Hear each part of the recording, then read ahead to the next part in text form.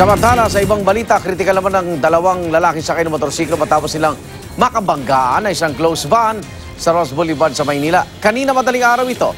Dari doon ang balita ni Mav Gonzales. Pre. Oh, huwag ka bibitaw, pre, ha? Parating mo. Tayo mo lang, ha? Nauwi sa madugong aksidente ang biyahe ng magkakaibigang ito nang makabanggaan nila ang isang closed van sa Maynila. Binabagtas ng motorsiklo ng mga biktima ang northbound lane ng Rojas Boulevard kaninang madaling araw.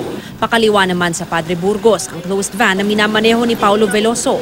Ayon sa kaibigan ng mga biktima, huminto na sila sa intersection dahil naka-red ang stoplight.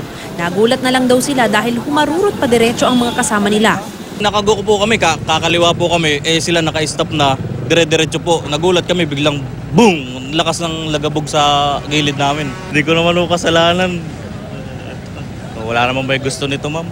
Nayupi ang gilid ng van sa lakas ng pagkakasalpok. Halos hindi gumagalaw ang mga biktimang sina J.R. Toling at Ariel Tejada. Walang helmet ang dalawa at umami ng kasama nila na nakainom ang mga ito. Mabuti na lamang at may rescue medic na napadaan at agad nagbigay ng first aid. Nakita ko po, wala pa pong tulong. Kaya siyempre po, nag-jump in na tayo para at least kahit papano maka-less tayo ng harm doon sa tao. Baka kasi may mga ilan pa na hindi alam. Okay naman yung isa, kaya yung isa unconscious talaga siya, hindi siya unresponsive siya. May pulso po ba sa rin isa? Meron po, kaya mahina siya, kaya lang unconscious po siya. Matapos bigyan ng first aid, agad dinala sa ospital ang mga biktima. Ito ang unang balita sa Maynila. Mav Gonzales reporting.